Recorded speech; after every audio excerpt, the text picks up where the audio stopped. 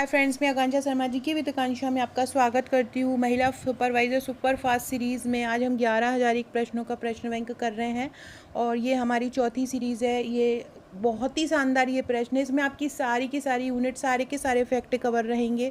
जितना भी आपका टोटल 4 यूनिट में बटा हुआ है, सारा का सारा इसमें कवर रहेगा। तो सभी लोग इसको, अगर इसकी पुरानी सीरीज़ नहीं देखी है, देख लीजिएगा।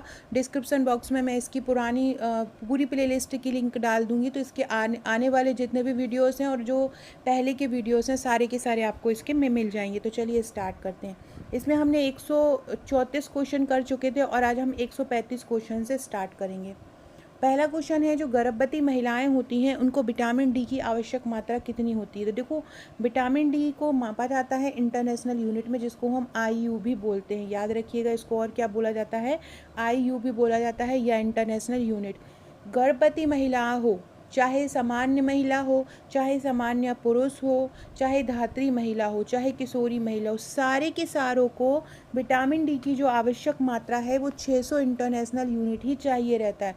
ये सबसे इजी फैक्ट है। जितने भी पोषक तत्व है आपको याद करने का, उसमें विटामिन डी जो है ना, वो सबसे सरल है।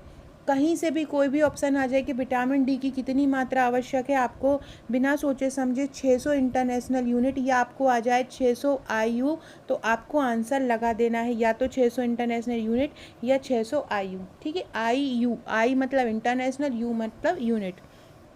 अगला है, प्रतिदिन साधारण पुरुष को विटामिन डी की कितनी आवश्यकता है, उन्हें भी कितनी है, 600 इंटरनेशनल यूनिट। प्रतिदिन साधारण महिला को विटामिन डी की कितनी आवश्यकता है, उन्हें भी कितनी है, 600 इंटरनेशनल यूनिट। प्रतिदिन स्तनपान कराने वाली महिलाओं को विटामिन डी की कितनी आवश्यकता है, उन्हें भी कितनी है, 600 इंटरनेशनल यूनिट।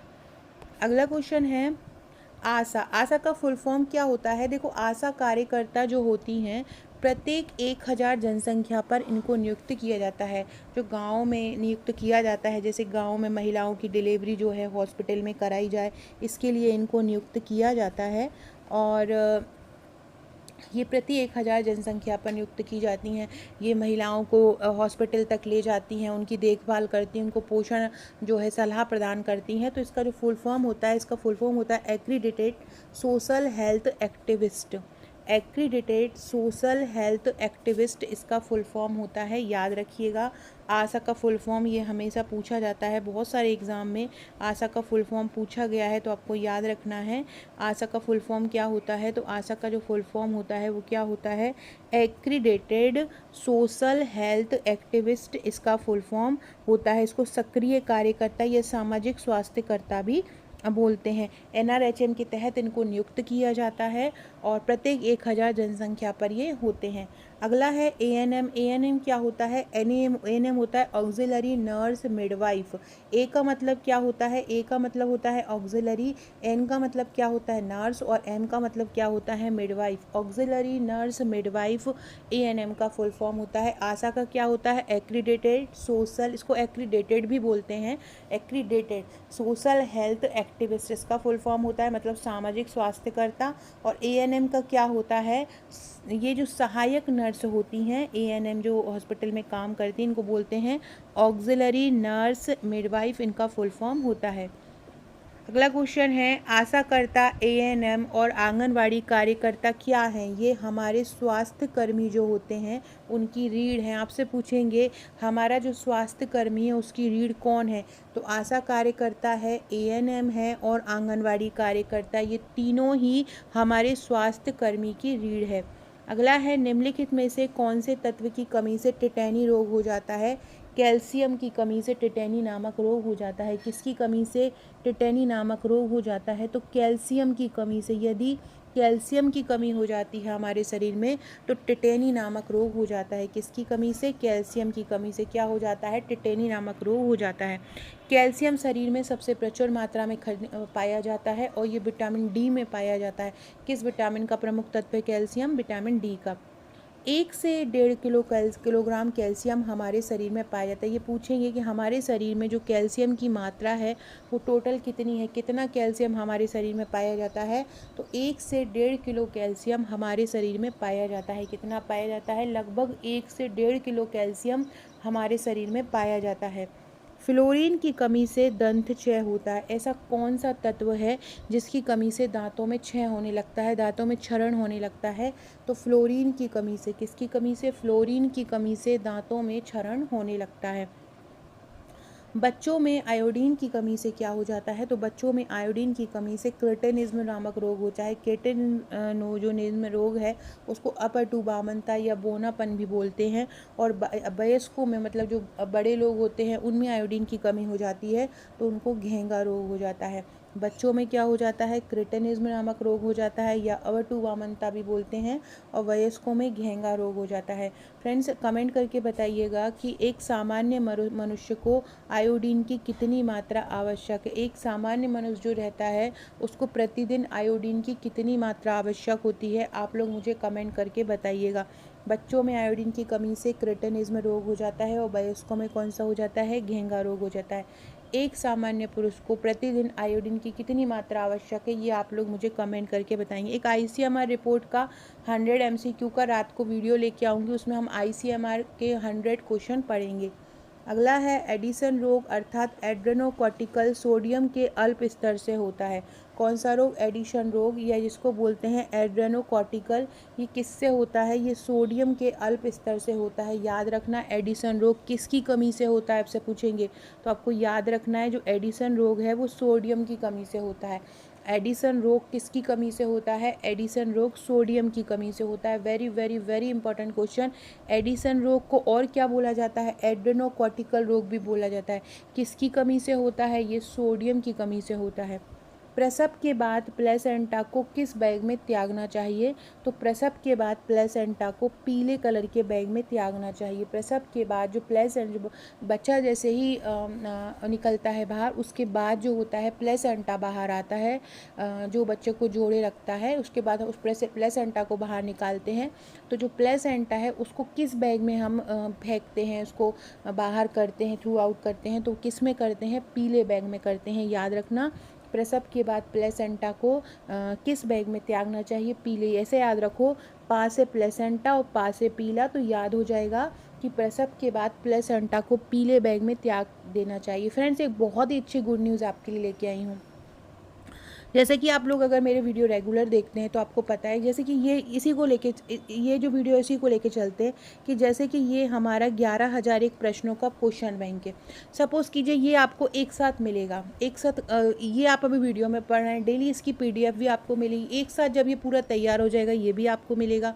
डेली टेस्ट भी आपको मिल रहे हैं। डेली आपको एक टॉपिक वाइज PDF दी जाती है, उस PDF को तैयार करके आपको डेली टेस्ट देना पड़ता है। तो ये जो सारा का सारा मटेरियल है ये हम ऑनलाइन प्रोवाइड करा रहे हैं। साथ में 7 बुकलेट आपको दे रहे हैं।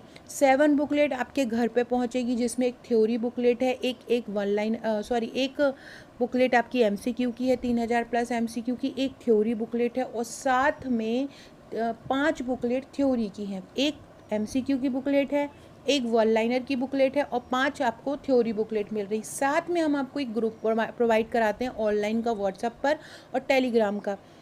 ये में यहाँ पर डेली टेस्ट हो रहे हैं, सारी PDF हमारी वीडियो की, ये 11,001 प्रश्नों का प्रश्न बैंक भी। तो ये पूरा चार्ज कितने का है? 1499 का है। लेकिन बहुत सारे स्टूडेंट का कहना है कि मैम हम ये बुक्स पूरी नहीं ले पा रहे हैं, हमारी कंडीशन नहीं है, तो उनके लिए हम एक ऑफ़र लाए हैं 599 का। 599 में क्या होगा? आपको हार्ड कॉपी में कुछ नहीं मिलेगा। सारा हम आपको ग्रुप में ऐड कर लेंगे, हमारे व्हाट्सएप ग्रुप में, हमारे टेलीग्राम ग्रुप में। वहाँ हम जो भी प्रोवाइड कराते हैं, हमारी सारी वीडियो की PDF अलग टॉपिक वाइज PDF ग्रुप के लिए प्रदान की जाती है, जिसमें आप ग्रुप में तैयारी करते हैं। ये सारा का सारा आपको प्रदान किया जाता है। इसके अलावा डेली रात को 10 बजे टेस्ट होते हैं। उस 10 बजे टेस्ट के लिए टॉपिक एक दिन पहले ही दे दिया जाता है कि इस दिन आपका इस टॉपिक का टेस्ट रहेगा, तो वो डेली टॉपिक भी आपको मिलेंगे। तो ये सारा का सारा आपको कितने में मिलेगा? 599 में। तो अगर आप जो लोग भी हार्ड कॉपी नहीं लेना चाहते, मतलब घर पे नोट्स नहीं मंगाना चाहते, आप केवल हमारे ऑनलाइन व्हाट्सएप ग्रुप से, व्हाट्सएप टेलीग्राम ग्रुप से डेली टेस्ट देना चाहते हैं, हमारी हर वीडियो की PDF, हम बहुत सारे PDF अच्छी कराने वाले हैं। हर टॉपिक के कम से कम 4-4 5-5 हज़ार MCQ कराने वाले, सारे MCQ ये आपको वहीं उसी ग्रुप में मिलेंगे। तो ये सारा का सारा, सारे के सारे जो फैक्ट हैं, सब कुछ आपको जो मिलेगा वो केवल 599 में मिल जाएगा। सारी PDF भी मिल जाएंगी। तो जिन लोगों को लेना है वो हमें 599 का पेमेंट करवा दीजिए। आपको हम तुरंत व्हाट्सएप ग्रुप से, तुरंत टेलीग्राम ग्रुप से ऐड कर लेंगे और आपका तैयारी स्टार्ट हो जाएगी। साथ में जो लोग हार्ड कॉपी भी लेना चाहते हैं तो वो 1499 कर दीजिए। उसमें आपको ये 599 वाला मटेरियल भी मिलेगा, साथ में 7 बुकलेट भी मिलेंगी जो आपके घर पे पहुंचेंगी। तो जो भी आप लेना चाहते हैं, ये जो 599 वाला ऑफ़र है ये केवल रक्षाबंधन तक है। रक्षाबंधन के बाद ये 599 वाला जो ऑफ़र है वो 799 का हो जाएगा, याद रखिएगा। अगला है विटामिन सी। क्या है? देखो, विटामिन सी एक एंटीऑक्सीडेंट है। इसके अलावा विटामिन ई जो है वो भी एंटीऑक्सीडेंट है। विटामिन सी और विटामिन ई दोनों एंटीऑक्सीडेंट है। सफ़ेद रंग के जो बॉक्स, जैसे कि पीले रंग के बॉक्स में हम क्या फेंकते हैं? प्लेसेंटा को फेंकते हैं। ऐसे ही जो सफ़ेद रंग का बॉक्स होता है उसमें सुइयाँ, सिरेंज और कांच की वस्तुओं को रखा जाता है। पेलेग्रा नामक रोग से बचने के लिए आहार में खमीर या ईस्ट को शामिल करना चाहिए। पेलेग्रा रोग से अगर बचना है तो क्या शामिल करना चाहिए? खमीर या ईस्ट। पेलेग्रा रोग जैसे विटामिन B3 की कमी से हो जाता है और विटामिन B3 को नियासिन भी बोलते हैं। और अगर ये इस रोग से बचना है तो क्या करना चाहिए? इसमें खमीर या ईस्ट को शामिल करना चाहिए। इसको नियासिन भी बोला जाता है। क्यों? क्योंकि ये विटामिन B3 की कमी से होता है। विटामिन B3 को नियासिन बोला जाता है। अच्छा, विटामिन B3 की कमी हो जाती है तो शरीर में त्वचा रोग नामक त्वचा के रोग हो जाते हैं, डायरिया, ये सब भी हो सकता है। फ्रेंड्स, अगर आप हमारे नोट्स लेना चाहते हो तो इस नंबर पर संपर्क कर सकते हैं। अगर आप हमारे ऑनलाइन ग्रुप की ये भी खासियत है कि हम जो है अधिनियम हुए, अधिनियम की धाराएं हुई, प्रबंधन की परिभाषा हुई, बाल विकास की परिभाषा हुई, ये सारी ट्रिक द्वारा आपको याद करवा देंगे। तो ये भी आप ध्यान रखिए, ये भी हमारे ग्रुप की एक विशेषता है कि कोई भी टॉपिक आपको कठिन नहीं लगेगा। निषेचित अंडाणु का अंतरालीय जो आरोपण होता है वो कितना होता है? तो निषेचित अंडाणु का जो अंतरालीय आरोपण होता है वो 11 दिन का होता है। कितना होता है? 11 दिन का होता है अंतरालीय आरोपण। ये देखो, एक होता है अंतरोपण और एक होता है अंतरालीय आरोपण। जो अंतरोपण होता है वो केवल 6-7 दिन का होता है। जो अंतरालीय आरोपण होता है वो 11 दिन का होता है। तो ये कितने का हो जाएगा? 11 दिन का हो जाएगा। अगला क्वेश्चन पढ़िए। निषेचित अंडाणु का अंतरोपण, जिसको हम प्रत्यारोपण कहते हैं, मतलब जैसे ही अंडाणु अंदर गया, उसका आरोपित हुआ, तो वो कितने दिन का होता है? वो 6 से 7 दिन का होता है। देखो, अंतरालीय आ गया मतलब अंतरालीय मतलब अंतरालीय मतलब एक अंतर की बात आ गई है, तो कितने का होगा? 11 दिन। और अंतरोपण की बात आ रही है ना, ये अंतरालीय आरोपण की बात आ रही है तो 11 दिन, और अंतरोपण प्रत्यारोपण की बात आ रही है तो वो 6-7 दिन। क्या होता है ये भी पढ़ लेते हैं। अंतरोपण क्या होता है? जब अंडाणु निषेचित हो जाता है, जो अंडाणु होता है वो इस प्रकार से निषेचित हो जाता है तो वह मोरूला के निर्माण के लिए एक डिंबवाही नलिका में चला जाता है। किसमें चला जाता है? मोरूला के निर्माण के लिए एक डिंबवाही नलिका होती है, उसमें चला जाता है। और गर्भाशय तक पहुंचने पर ये एक ब्लास्टोसिस्ट बन जाता है। इस प्रकार से एक कोशिका का गुच्छा टाइप बन जाता है, मतलब ब्लास्टोसिस्ट बन जाता है गर्भाशय में जाने के बाद। सबसे पहले एक अंडा होता है, अंडा निषेचित हो जाता है। जैसे ही अंडा निषेचित होता है तो वो मोरूला का निर्माण करता है। मोरूला के निर्माण के लिए वो कहाँ चला जाता है? डिंबवाही नलिका में चला जाता है। और गर्भाशय तक पहुँचने पर ये ब्लास्टोसिस्ट बन जाता है। और ये ब्लास्टोसिस्ट कहाँ समा जाता है? गर्भाशय में समा जाता है। यही जो प्रक्रिया होती है इसको क्या बोलते हैं? अंतरोपण कहते हैं। जब ब्लास्टोसिस्ट जो होता है गर्भाशय में चला जाता है, अभी ब्लास्टोसिस्ट विभाजित होता है 1 से 8 कोशिकाओं में, ये भी याद रखिएगा। तो ये कहाँ चला जाता है? गर्भाशय में चला जाता है। इस प्रक्रिया को अंतरोपण कहते हैं। मैं कम से कम गर्भावस्था चरण के भी कम से कम 100 MCQ कराने वाली हूँ 1 या 2 दिन में, तो आपको पूरे उसके चरण याद हो जाएंगे। अंतरोपण आरोपण की प्रक्रिया आमतौर पर गर्भधारण के 6-7 दिन में होती है और पूर्ण कब हो पाती है? 11 दिन में। गर्भाशय में HCG एवं HPL हार्मोन का स्रोत क्या है? प्लेसेंटा। देखो ये क्वेश्चन कैसे आएगा? क्वेश्चन आएगा जो HCG हार्मोन है वो कहाँ से निकलता है, तो आपको क्या आंसर आ जाएगा? प्लेसेंटा से। HPL हार्मोन कहाँ से निकलता है? आपका आंसर क्या आ जाएगा? प्लेसेंटा से। तो गर्भावस्था में HCG एवं HPL हार्मोन का स्रोत क्या है? प्लेसेंटा है। HCG का फुल फॉर्म क्या है? HCG का फुल फॉर्म है human chronic gonadotrophin. Human chorionic, human chorionic gonadotropin. Human chorionic gonadotropin किसका फुल फॉर्म है? एचसीजी का। ये क्या करता, कहाँ से निकलता है? ये प्लेसेंटा से निकलता है। एचपीएल का हार्मोन, एचपीएल का फुल फॉर्म क्या होता है? Human placental lactogen hormone.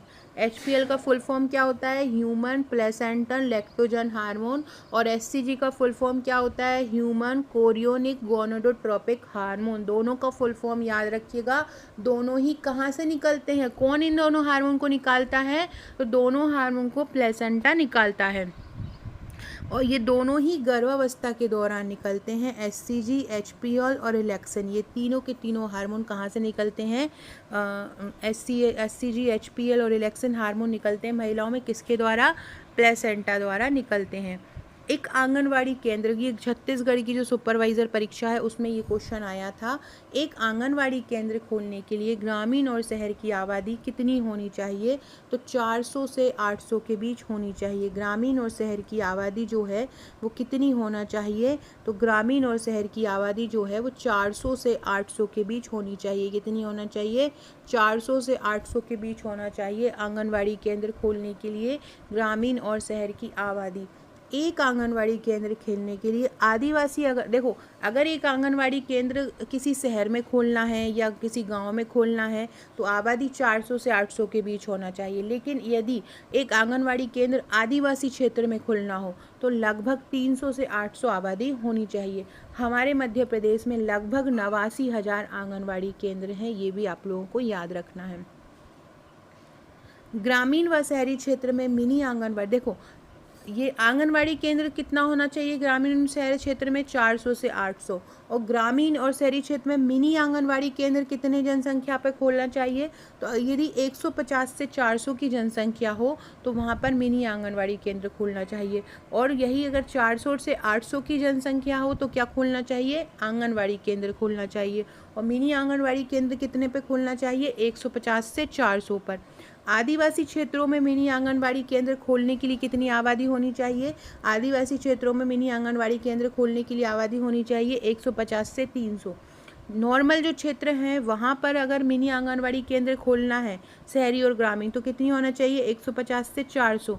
और लेकिन आंगनवाड़ी केंद्र अगर आदिवासी क्षेत्रों में खोलना हो तो कितना होना चाहिए? 150 से 300। ये चारों फैक्ट बहुत इंपॉर्टेंट हैं, याद रखिएगा। नेज, जिसको इंट्रिजिंक कारक भी बोलते हैं, कि इसकी आवश्यकता क्यों होती है? तो इसकी, ये पिछली बार आया था 2017 की परीक्षा में, विटामिन B12 के अवशोषण के लिए होती है। नेज या इंट्रिजिंक कारक की आवश्यकता क्यों होती है? विटामिन B2 की अवशोषण के लिए होती है। धनिया की पत्ती में कौन सा विटामिन पाया जाता है? धनिया की पत्ती में विटामिन A पाया जाता है। कौन सा? विटामिन A पाया जाता है धनिया की पत्ती में। फ्रेंड, डिस्क्रिप्शन बॉक्स में आपको मेरे WhatsApp group, Telegram group, Facebook, Twitter, Insta की लिंक मिल जाएगी। आप जुड़ सकते हैं। ये पब्लिक लिंक है, इस पर कोई भी जुड़ सकता है। लेकिन हमारे जो पेड ग्रुप हैं जहाँ पर हम तैयारी कराते हैं, आपको कठिन से कठिन टॉपिक को जहाँ पे सरल बना के कराया जाता है, सारे टॉपिक आपको वहाँ पे करवाए जाएंगे बहुत इजी लैंग्वेज में, ट्रिक द्वारा करवाए जाएंगे, धाराएं ट्रिक द्वारा करवाई जाएंगी, डेली टेस्ट होते हैं वहाँ पर। तो वो व्हाट्सएप और टेलीग्राम ग्रुप अगर आप ऑनलाइन लेना चाहते हैं, हमारा जो ऑनलाइन ग्रुप, तो उसका चार्ज है 599। ये 599 का ऑफ़र केवल 19 फरवरी तक है। रक्षाबंधन का ऑफ़र है, उसके बाद ये 799 हो जाएगा। इसके बाद अगर आप हमारी बहुत ही शानदार बुकलेट लेना चाहते हैं, ये फ्रेंड्स हमारा बुकलेट है, ये 7 बुकलेट हैं, आप देख सकते हैं।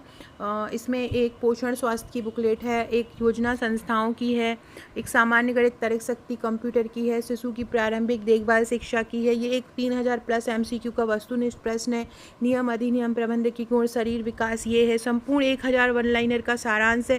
ये सारा का सारा 1399 प्लस 100 रुपीज़ इसमें कुरियर चार्ज है, मतलब टोटल 1499 में मिलेगा। इसमें एक व्हाट्सएप का ग्रुप और 2 टेलीग्राम ग्रुप मिलेंगे। जहाँ डेली हम तैयारी करा रहे हैं, डेली प्रैक्टिस क्वेश्चन करा रहे हैं, डेली यहाँ पे टेस्ट होते हैं। 40 से 50 प्रश्नों का डेली टेस्ट होता है। डेली PDF तैयार करके ग्रुप में दी जाती है। उसके बाद दिन भर हमारे ऑनलाइन और फैक्ट चलते रहते हैं। ये 11,001 प्रश्नों की जो प्रश्न बैंक में फ्री दी जाएगा, ये प्रैक्टिस सेट मिलेगा। इस प्रकार के नोट्स आपके घर पे पहुंचेंगे। तो अगर आप नोट्स भी लेना चाहते हैं, हमारे ग्रुप से भी जुड़ना चाहते हैं, ऑनलाइन ऑफलाइन दोनों तैयारी करना चाहते हैं, तो 1499 का है। और अगर आप केवल ऑनलाइन लेना चाहते हैं तो वो केवल राखी तक का ऑफर है 599 का। तो आप मुझे इस नंबर पर व्हाट्सअप करके अपना ऑर्डर प्लेस कर सकते हैं। अगला क्वेश्चन है जो चने की दाल होती है उसमें कौन सा विटामिन पाया जाता है? तो चने की जो दाल होती है उसमें विटामिन डी पाया जाता है। चने की दाल में कौन सा विटामिन पाया जाता है? चने की दाल में विटामिन डी पाया जाता है। कौन सा पाया जाता है चने की दाल में? चने की दाल में विटामिन डी पाया जाता है। अनाज की भूसी में कौन सा विटामिन पाया जाता है? अनाज की भूसी में विटामिन B7 पाया जाता है। चने की दाल में कौन सा पाया जाता है? चने की दाल में विटामिन डी पाया जाता है। अनाज की भूसी में कौन सा पाया जाता है? अनाज की भूसी में विटामिन B7 पाया जाता है। याद रखिएगा, चने की दाल में विटामिन चने की दाल में विटामिन डी, जिसको विटामिन डी की कमी हो जाती है उनको बोला जाता है चने खाओ, है ना, दालें खाओ। तो ये काय में पाया जाता है? चने की दाल में। इसके बाद अनाज की भूसी में कौन सा होता है? विटामिन B7 होता है। याद रखना, ये इस प्रकार के छोटे छोटे बेसिक क्वेश्चन पूछे जाते हैं। एनोरेक्सिया नर्वोसा और एक है बुलिमिया नर्वोसा, ये क्या है? तो देखो, ये नर्वोसा वाला कोई भी क्वेश्चन आ जाए तो आप बिना सोचे समझे खाने, ये आता है ऐसा कि खून की कमी से होने वाला विकार, जीवाणु से होने वाला विकार, खाने संबंधित विकार, तो आपको याद रखना है खाने से संबंधित विकार है। एनोरेक्सिया नर्वोसा में क्या होता है ना, व्यक्ति को खाने बोलते, वो ये सोचता है अगर मैं खा लूँगा ना तो मुझे, है ना, वोमिट हो जाएगा, मतलब मुझे उल्टियाँ हो जाएंगी, तो ऐसा व्यक्ति को फील होने लगता है, तो वो खाता नहीं है, उसको एक डर बैठ जाता है। क्योंकि वो क्या होता है, कभी कभी ऐसी स्थिति तब बनती है कि वही व्यक्ति डाइटिंग करता है और वो उससे खाने से उसको परहेज होने लगता है, तो उसको एक अंदर ही विकारी उत्पन्न हो जाता है। तो और ऐसा ही बुलिमिया नर्वोसा में हो जाता है। बुलिमिया नर्वोसा में उसको खाने के प्रति क्या होता है, बहुत ज़्यादा अति खाना, मतलब बहुत ज़्यादा खाना हो जाता है, बहुत ज़रूरत से ज़्यादा वो खाता है, उसको बुलिमिया नर्वोसा बोलते हैं। और एनोरेक्सिया नर्वोसा मतलब वो खाने से परहेज करने लगता है। तो ये दोनों ही क्या है, खाने से संबंधित विकार हैं। अगला है आशा कितनी जनसंख्या पे होती है? मैंने अभी बताया है 1000 जनसंख्या पर आशा नियुक्त की जाती है। 1991 में जो आर्थिक सुधार हुए थे वो किसके कारण हुए थे? तो वो PV नरसिम्हा राव और मनमोहन सिंह के कारण ही हुए थे। उन लोग का ही ऐसा मतलब उन लोगों के ही प्रयासों के बदौलत हमारी जो नई नीति आई थी, LPG नीति जिसको बोलते हैं, वो इन्हीं के कारण आई थी, 1991 के आर्थिक सुधार के कारण। अगला क्वेश्चन है मनरेगा योजना के तहत आवेदक को उसके घर से कितने किलोमीटर के दायरे में रोजगार दिया जाता है?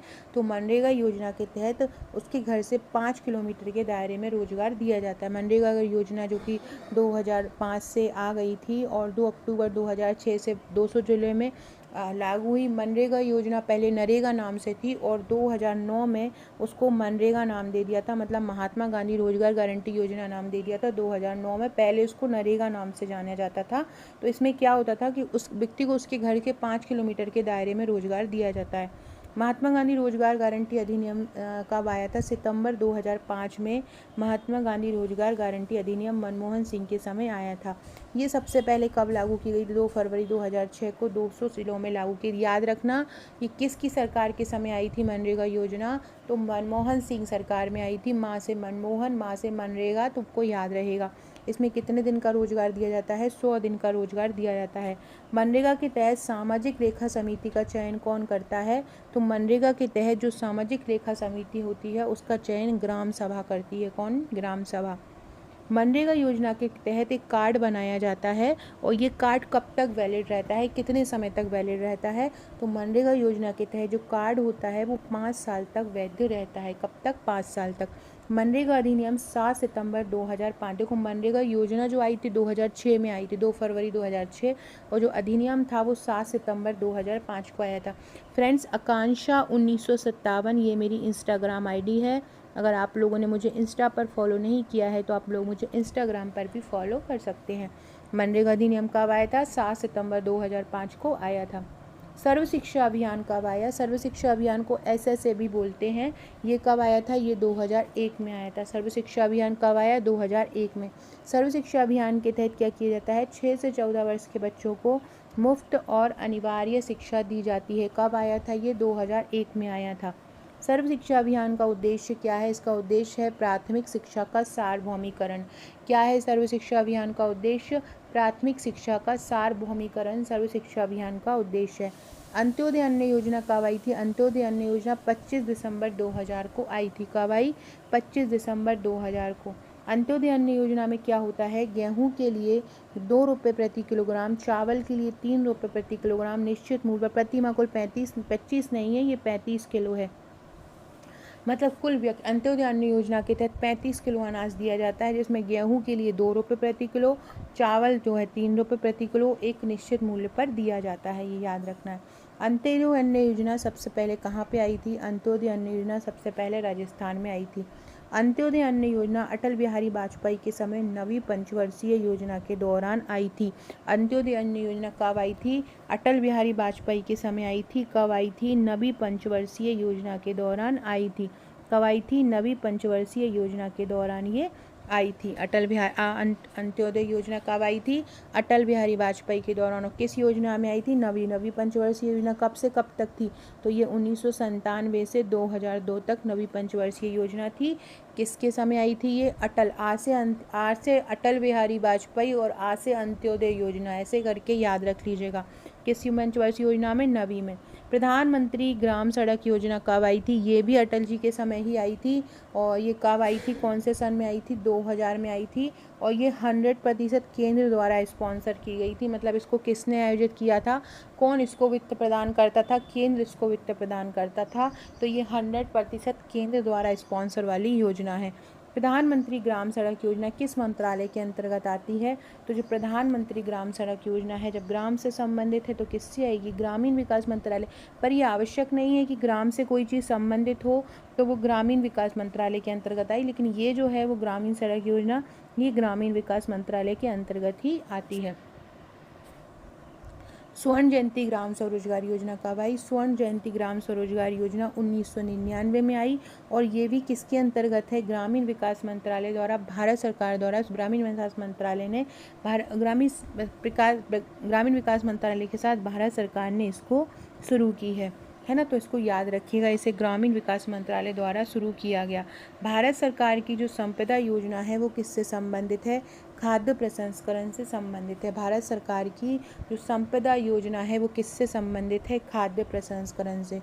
स्वर्ण जयंती स्वरोजगार योजना या स्वर्ण जयंती शहरी रोजगार योजना कब आरंभ की गई थी? स्वर्ण जयंती शहरी रोजगार योजना 1997 में आरंभ की गई थी। ग्रामीण बाद में आई है 1999 में, और शहरी पहले आ गई थी 1997 में। दोनों फैक्ट याद रखिएगा। ये ग्रामीण और शहरी जो स्वर्ण जयंती शहरी रोजगार योजना आई थी वो ऐसा नहीं है शहरी है तो केवल शहरी को प्रदान करेगी, वो शहरी और ग्रामीण दोनों को प्रदान करती थी। और जो 1999 में स्वर्ण जयंती ग्रामीण रोजगार योजना आई थी वो ग्रामीण लोगों को रोजगार देती थी। मिड डे मील योजना का नया नाम क्या है? मिड डे मील योजना का नया नाम पीएम पोषण है। मध्याह्न भोजन योजना कब आरंभ हुई थी? ये 15 अगस्त 1995 को सबसे पहले आरंभ हुई थी, जिसका नया नाम बदल के क्या रख दिया है? पीएम पोषण रख दिया है। कब रख दिया है? तो सितंबर 2021 में इस कार्यक्रम का जो नाम बदलकर, जो मध्याह्न भोजन कार्यक्रम है, ये जो मिड डे मील कार्यक्रम है उसका नाम बदलकर पीएम पोषण योजना कर दिया है। कब बदला है? 2021 में। मध्याह्न भोजन या मिड डे मील योजना कब आरंभ हुई थी? 1995 में। कब नाम बदल दिया इसका? 2021 में इसका नाम बदल दिया। राष्ट्रीय महिला कोष कब बना है? राष्ट्रीय महिला कोष 1993 में बना। राष्ट्रीय महिला कोष कब बना? तो 1993 में बना। इसको और क्या कहा जाता है? इसको महिलाओं के लिए राष्ट्रीय ऋण कोष भी कहा जाता है। राष्ट्रीय महिला कोष को और क्या कहा जाता है? महिलाओं के लिए राष्ट्रीय ऋण कोष भी कहा जाता है। अगला है रोजगार आश्वासन योजना कब आरंभ हुई? रोजगार आश्वासन योजना 2 अक्टूबर 1993 को आरंभ हुई थी। इसको RAY भी बोलते हैं। कृषि उत्पादन में कमी के मौसम में ग्रामीण गरीबों को रोजगार देने के लिए ये रोजगार उपलब्ध कराता है। कौन? रोजगार आश्वासन योजना। जो कृषि उत्पादन में अगर कमी हो जाती है तो ये आश्वासन देता है कि हम आपको रोजगार देंगे। ये ट्राइसेम क्या है? ट्राइसेम जो होता है इसका अर्थ होता है कि जो स्वरोजगार है उस स्वरोजगार के लिए ग्रामीण युवाओं को प्रेरित करना। टी से मतलब होता है यहाँ पे ट्रेनिंग देना है। जो रूरल एरियाज़ के जो युवा रहते हैं, जो यूथ रहते हैं, उनको स्वरोजगार के लिए, सेल्फ एम्प्लॉयमेंट के लिए उनको प्रशिक्षण प्रदान करना। जो ट्राइसेम योजना है वो कब आरंभ हुई थी? 1979 में आरंभ हुई थी।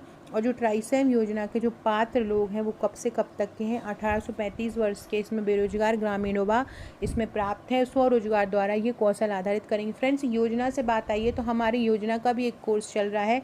इसके अलावा एक सीरीज़ चल रही है जिसमें मैं टॉपिक वाइज वीडियोस आपको करा रही हूँ। एक हमारे मॉडल प्रैक्टिस सेट भी चल रहा है जिसमें करीब 7-8 प्रैक्टिस सेट हो चुके हैं। टॉपिक वाइज सीरीज़ में हमारे करीब 14-15 भाग हो चुके हैं। इसके अलावा 2017 के पेपर्स भी चल रहे हैं और 11,001 प्रश्नों का ये चौथा भाग है, इसके पहले के भाग देख लीजिएगा। नेक्स्ट जो क्वेश्चन है हमारा ये इसी के अंतर्गत आएगा कि ये जो ट्राइसेम योजना है इसमें SC ST युवाओं और महिलाओं को प्राथमिकता दी गई है। देखिए बेसन स्टैन परीक्षण होता है, ये किसके लिए किया जाता है? तो जो प्लेग जो पिस्सुओं के द्वारा मनुष्यों में फैलता है, जो प्लेग है, तो ये इसका परीक्षण करने के लिए, इसका टेस्ट करने के लिए कौन सा टेस्ट किया जाता है? तो बेसन स्टैन परीक्षण किया जाता है। एड्स मानव शरीर में किसके द्वारा फैलता है? तो एड्स मानव शरीर में रेट्रोवायरस के कारण फैलता है। किसके कारण? रेट्रोवायरस परिवार का एक उपसमूह भी है जो क्या है? लेंटिवायरस है। रेट्रोवायरस परिवार का एक उपसमूह क्या कहलाता है? लेंटिवायरस कहलाता है। और एड्स मानव शरीर में किसके कारण फैलता है? रेट्रोवायरस के कारण। कॉलर बोन को और क्या बोला जाता है? कॉलर बोन को ब्यूटी बोन भी बोलते हैं। ये जो स्तन होते हैं, ब्रेस्ट होती है औरत की, वहाँ पर ये पाई जाती है, इसलिए इसको क्या बोला जाता है? ब्यूटी बोन भी बोला जाता है। कॉलर बोन को और क्या बोला जाता है? ब्यूटी बोन भी बोला जाता है। औषधि अपशोषण की दर सबसे ज़्यादा कहाँ पर होती है? तो औषधि अपशोषण की दर सबसे ज़्यादा होती है बड़ी आंत में। कहाँ होती है? बड़ी आंत में होती है। सो फ्रेंड्स, ये था हमारा आज का वीडियो। आशा आपको वीडियो पसंद आया होगा। वीडियो अच्छा लगे तो लाइक शेयर सब्सक्राइब जरूर कीजिएगा। ऑर्डर करना चाहते हैं नोट्स तो व्हाट्सअप कीजिएगा। Okay friends, thank you.